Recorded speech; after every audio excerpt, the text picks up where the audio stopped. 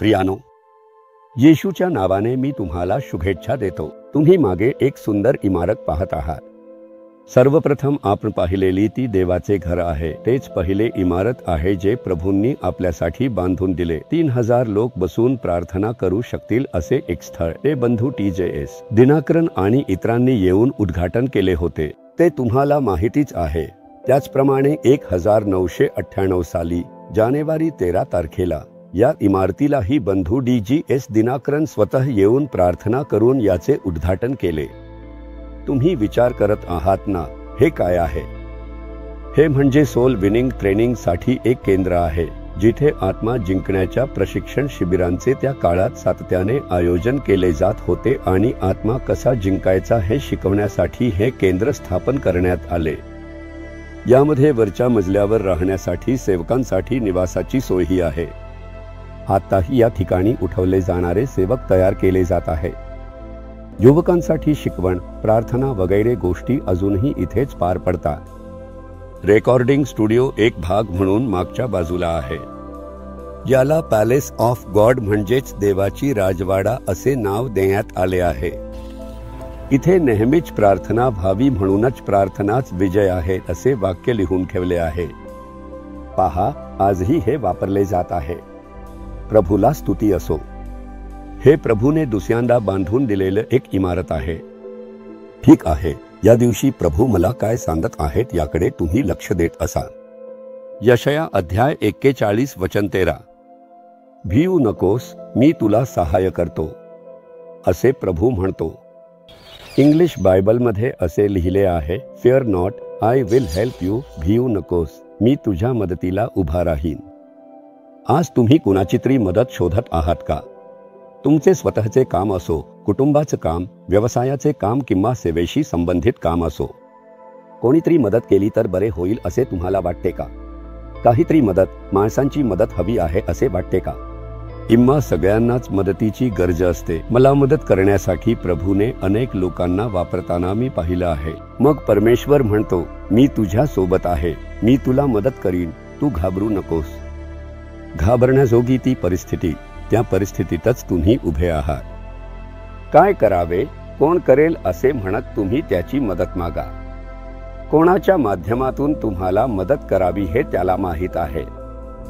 तुम्ही लोक शोधण्याऐवजी तोच योग्य व्यक्तीला पाठवून तुम्हाला मदत करेल। कधी कधी माणूसच नसतानाही परमेश्वर आपोआप गोष्टी घडवून आणतो। मग तुम्ही का घाबरायला हवे? नाही हो, अशा प्रकारे हे सगळे कोण बोलणार? आपल्यासाठी या अधिकारासमोर कोण बोलणार? आपल्यासाठी हे सगळे कोण करणार? ही केस चालू आहे, पण कोण तिचा शेवट करतोय? तो आधीच वचन देऊन गेला आहे, घाबरू नकोस मुला, घाबरू नकोस मुली, मी तुझ्या पाठीशी उभा आहे। तो म्हणतो, मी तुला मदत करतो, तुझा हात धरून सांगतो मी तुझ्या सोबत आहे। त्याच्या हातात आपला हात देऊन आप म्हणावे, तुम्हीच माझे आधार, तुम्हीच माझे सहाय्य। मी कोणत्याही माणसाकडे जाणार नाही, कोणालाही शोधणार नाही, मी फक्त तुम्हालाच शोधतोय। तुम्ही म्हणा, तुम्हीच मला सहाय्य करा असे म्हणून बघा, तेव्हा परमेश्वर त्यात हस्तक्षेप करतील। जोपर्यंत तुम्ही एखाद्या माणसावर विश्वास ठेवत राहता, तो मदत करेल, ती मदत करेल, ते करतील आणि त्यांच्यावरच विश्वास ठेवत पुढे जात राहता, तोपर्यंत परमेश्वर दूर उभे राहून फक्त पाहत राहील। जोपर्यंत तुम्ही त्याच्यावर विश्वास ठेवत त्याला शोधत नाही, तोपर्यंत तो बाजूला राहील। कोणालाही माझी मदत करता आली नाही, सगळेच अपयशी ठरले, शेवटी आपण परमेश्वरालाच शोधतो। असे काही लोक प्रार्थनेसाठी येताना सांगतात, तिकडे गेलो, इकडे गेलो, हे केले, आजाराला 10 वर्ष झाली आणि आता तुमच्याकडे आलो। सगळे पाहिले, सगळे अपयशी ठरले, शेवटीच आलो आहोत आम्ही। शेवटचे स्थान परमेश्वराला देऊ नका, पहिले स्थान द्या।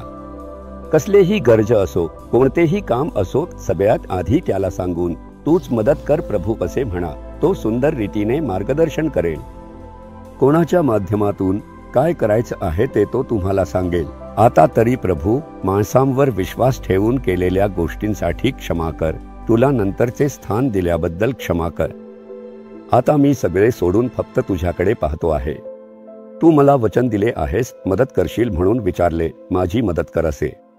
आजच एक चमत्कार घडताना तू पाहशील. असे म्हणता का प्रभूला पाहून? म्हणा, प्रभू ते करतील, हे करतील असे म्हणत मी माणसांची मदत मागत मागत शेवटी फसवणूक आणि अपयशच अनुभवले. कृपया मला माफ करा. शेवटीच मी तुला जागा दिली. पण आता मला माफ कर आणि आता मी पहिले स्थान तुलाच देतो. फक्त तूच मला मदत करायला हवीस. तू या कार्यात मला चमत्कार करून दाखव. तू मला वचन दिला होतास, घाबरू नकोस, मी तुझ्या पाठीशी आहे असे.